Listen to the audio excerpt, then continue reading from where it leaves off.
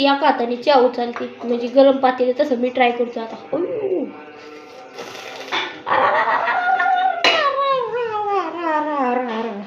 आईसारखं नाही जमणार आपल्याला. मी इकडं चहा चपातीचा बुकना पाडायला चालू केलं. देवाला प्रत्येकाची काळजी घेणं शक्य नव्हतं म्हणून देवाने आई बनवली. मी त्या आईची बराबरी करायला निघालोय रोजच्या कामाची. आई देवीची वट्टी भरायला पिसं शोधत होती घरात. आईला म्हणलं घरात पिसं शिल्लक असतील तर तुला वट्टी भराय पीस गावन ना. म्हणलं चल लवकर आपण दुकानातून घेऊन येऊ. आई म्हणली आसन. त्याच्यानंतर आईला म्हणलं माझ्यापाशी एकदा निवांत बस, मला परडीचं सामान काय काय आणायचं ते एकदाच सांग, नाहीतर परत घरी आल्यावर म्हणशील आदू हे राहिलंय, आदू ते राहिलंय. म्हणलं तसलं काय जमणार नाही.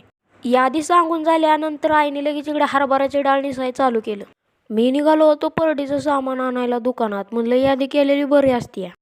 दुकानात पोचल्यानंतर गपचीप चिठ्ठी दिली. ते म्हणले गपचीप आलं घेऊन या. अहो म्हणलं आमच्याकडे आलं असतं तर तुमच्याकडे आलो असतो का. अरे म्हणले तिथं कोपऱ्यात आलं ठेवलंय तेवढं घेऊन या. घेतलेलं अद्रक काट्यावरती वजन करायला टाकलेला का पावशेरला 5 ग्रॅम कमी, पण मला पण 10 रुपयाचं घ्यायचं, मला एवढं घ्यायचंच नाही. ते म्हणलं यादीमध्ये आता दुसऱ्या नंबरला मिरच्या आहे, जा मिरच्या घेऊन या. म्हणलं मिरच्या नाही म्हणून तर तुमच्याकडे आलोय ना. ते म्हणले अरे तुला किती वेळा सांगू, शेजारीच मिरच्या ठेवल्यात तिथं. त्यांनी एक एक वस्तू सांगून ती वस्तू मी भरायला चालू केली. त्यांना म्हणलं सगळी वस्तू एकदम भरल्यावर चालणार नाही का. ते म्हणले आम्हाला कळणार कसं तुम्ही काय घेतले काय नाही. मी म्हणलं अशी बी काय प्रोसेस असते का. ते म्हणले हा अशीच प्रोसेस असते. सामान भरून झाल्यानंतर मी निघालो घरी, पण आधी म्हणलं पेट्रोल पंपावरती गाडीत पेट्रोल टाकावं. म्हणलं आजच्याला गाडी कुठं कुठं फिरणार आहे सांगता यायचं नाही.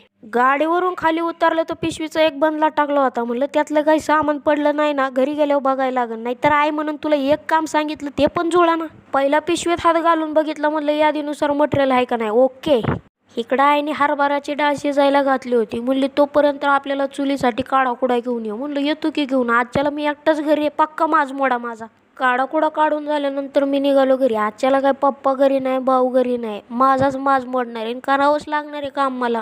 आणि परत म्हणले ती लाकडी बारके लाकडं खायला आणल्या मोठे लाकडं आत म्हणले.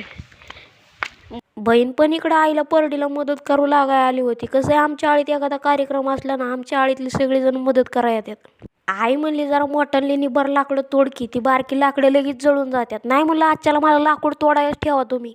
लाकूड तोडून झाल्यानंतर घरच्यांना म्हणलं आता इथून पुढे मी लाकूड नाही तोडणार बाबा, लय माज मोडतोय.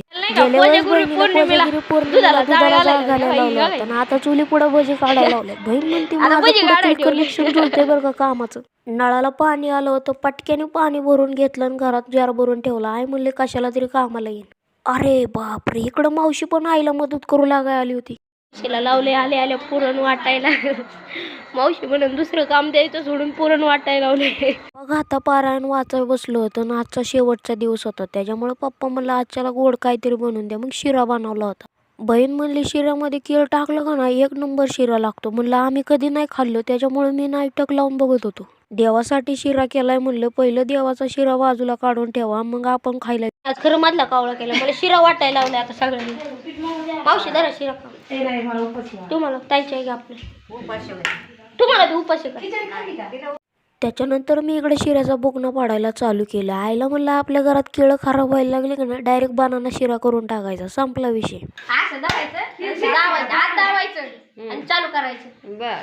त्याच्यानंतर मी आलो होतो लिंब न्यायला परडीसाठी. म्हणलं एवढे लिंब कुठं गाऊ शकतात, फक्त बहिणीच्या दाराच्या पुढे लिंबाचं झाड आहे त्यालाच. आपल्या गार्डन मध्ये पण लिंब होती बरं का, पण ती लिंब एवढी नव्हती, जास्त लिंब नव्हती. ह्याला जास्त लिंब लागतात, 7-8 लिंब लागतात, 7-8-9 लिंब लागतात.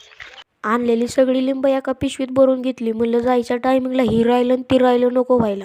आता दिवसभर सगळी लोक काम करून दमली होती, मग सगळ्यांसाठी चहा ठेवला होता, त्यात मी पण दमलो होतो. त्याच्यानंतर मी निघालो होतो वटीभरण आणायला. मागाशी गेलतो तेव्हा वटीभरण नव्हतं त्यांच्याकडं.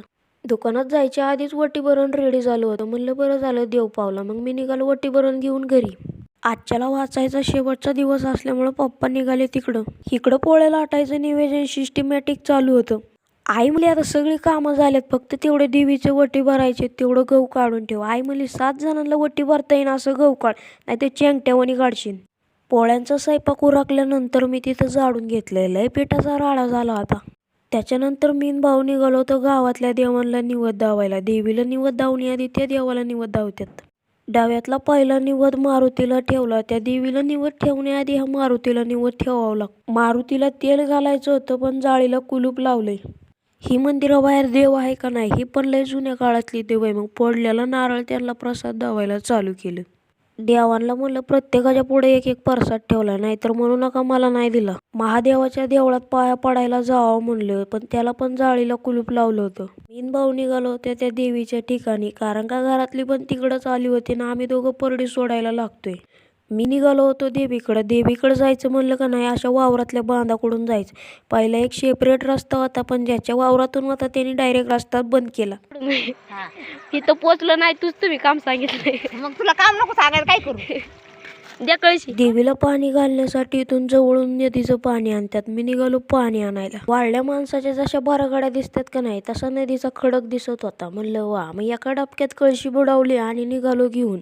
पाणी घेऊन वरती आल्यानंतर डॉगेशबाई भेटले. डॉगेशबाई म्हणले निवत वगैरे ठेवलेत का? डॉगेशबाईला म्हणलं आत्ताच आलोय आम्ही. नाही तर लय गर्दी असते. चला, इथं पहिल्या पायऱ्या नव्हत्या. पहिले आहे ना घसरगुंडी होती. घसरगुंडी म्हणजे ना सावकात जायला लागायचं. आता आहे ना पायऱ्या केल्यात अशा. नाही ते पहिलं लय म्हणजे लय गर्दी होती इथं. आई म्हणली दिव्यामध्ये थोडं तेल होतं. आईला म्हणलं दिव्यात थोडंच तेल वाचायला लागणार आहे. असा थोडा दिवा मोठा आहे तवा. कुठला वाढलाय पिल्याच्या वेळेस? काय मधला तो बारका होय. बारक्याचा पाडला वाढलाय. कलावत्री बारक्या. इकडं लगेच आईने आणलेलं पाणी देवांवरती शिपडायला चालू केलं. इथं लोकांनी घंट्या बांधलेल्या आहे. नवस पूर्ण झाला का नाही लोक घंट्या बांधतात. कोणी पाळणा बांधते, कोणी आरसा बांधते. पहिली वटी देवीची बारक्याच्या आजीने भरली. कसं काय करायचं बारक्याच्या आजीला माहिती. देवीची दुसरी वटी बहिणीने भरली. तिसरी वटी आईच्या मैत्रिणीने भरली. सगळं कार्यक्रम झाल्यानंतर भावाने देवी पुढं नारळ एका रट्ट्यात फडला. म्हणलं कुई मिल गयामधला जादू तर नव्हता ना आला. देवीपासलं वातावरण शांत झाल्यानंतर मी पण देवीला पाणी घातलं. वरती आल्यानंतर वरच्या देवांच्या पण पाया पडून घेतला आईने. लहानपणी मला काय माती खेळायला भेटली नाही, चिखल खेळायला भेटला नाही. त्याच्यामुळे मी आता इथंच चिखल खेळायला चालू केलं. म्हसोबासाठी मी इथं चिल्लम बनवत होतो गांजा वडायला. नावलेली चिल्लम म्हसोबापाशी ठेवली आणि पेटवलं. वारं एवढं सुटलं होतं का नाही पेटायचं नाव नव्हतं घेत. थोडी पेटली. मी पण इकडं म्हसोबाला नारळ वळून घेतला आणि एका ठोक्यात नारळ फोडला. माँ मुझमें भी बहुत शक्ति आ गई है बेटा, ऐसा नहीं हो सकता, गलतफहमी हो गई. नहीं माँ, एक ठोके में नारळ फोडा है मैंने. म्हसोबाला अंडी रोडचा निवद दावला आणि मी आलो होतो आई यांच्यापाशी. आई म्हणली तर तू म्हसोबाचं आवरून घेतो वर आम्ही परडीचं आवरतो. यांचं काय अजून आवरलंच नाही. परडीची आरती झाल्यानंतर आईने सगळ्यांना तिथल्या माणसांना सुद्धा आरती दिली. आता सगळ्यात महत्त्वाचं काम होतं परडी पाण्यात सोडायचं. मग मी भावानी परडी पाण्यात सोडली. हे परडीचं असं वैशिष्ट्य आहे का नाही सांगतो तुम्हाला. आता जेवढ्या बी परड्या दिसतात का नाही पाण्यात खेळताना त्या सगळ्या परड्या देवीच्या पाया पडून परत इथं येतात. इकडं आपली परडी सोडलेली तिकडंच चालली होती. आपली परडी पण देवीच्या पाया पडून माघारी येणार. ह्या महिन्यात देवीची परडी करतात आणि बरीच लोक इथे परडी सोडायला येतात. ह्या देवीचं नाव म्हणजे किळूबाया. आई ना आईची मैत्रीण. म्हणलं तुम्हाला काय इथंच थांबायचंय की चला म्हणलं घरी. माझ्या चपलीचा बंद तुटल्यामुळं मला काय पाय पुढं उचलायला जड जात होतं. म्हणलं देवा काय चुकलं काय रे, माझा चपलीचा बंद तोडला तू. मी आई भाऊ निघालो घरी. भाऊ म्हणला बारक्याच्या आजीला मी नंतर नेलं होतं तुम्हाला. घरी आल्यानंतर मी निघालो होतो घराजवळच्या मंदिरात निवद धावायला. मंदिरात आल्या पहिल्यांदा कासवाला निवद धावला आणि पाणी वळून घेतलं. प्रत्येक मंदिरात कासव बाहेर का असतं मला हेच कळत नाही. त्याच्यानंतर निघालो मंदिरातल्या आतल्या देवांना निवद धावायला. पाणी वळून घेतलं सगळ्या देवांना. सगळं निवद घरी न्यायला लागले कारण का तिथं मुंग्या होत्यात म्हणून म्हणले घरी घेऊन जावा. 5-6 निवद घरी नेण्यापेक्षा म्हणलं गाईला निवद चारलेलं बरं. मग गाईला निवद चारलं. गाईला काय सगळं निवद नाही चारलं, त्याच्या शेजारच्या वासराला पण निवद चारलं. एकाला चारायचं आणि एकाला उपाशी ठेवायचं हे काय माझ्या तत्वात नाही बसलं म्हणून दोघांना चारलं. त्याच्यानंतर आईने 7 सवासणी जेवायला घातल्या. 7 सवासणीपेक्षा जास्त सवासणी झालत्या, पण आल्यात त्यांना माघारी पण लावू शकत नाही. कुणाच्या रूपात देव येईन ते पण सांगू शकत नाही. आमच्या आळीत कुठला पण कार्यक्रम असू दे एका शब्दावरती मदत करायला येतात म्हणजे येतात. सवासणी जेवण झाल्यानंतर मी लगेच इकडं हॉल झाडून घेतला. रोजचं घर झाडायचं काम असल्यामुळं मला त्याच्यामुळे काय वाटलं नाही. त्याच्यानंतर आम्ही 3 भाऊ जेवायला बसलो होतो.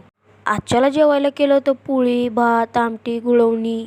सकाळ धरून मी काहीच खाल्लं नव्हतं. तेवढा बनाना शिरा खाल्ला असून त्याच्यावरच मग मी इकडं दणक्याने बुकना पाडायला चालू केलं.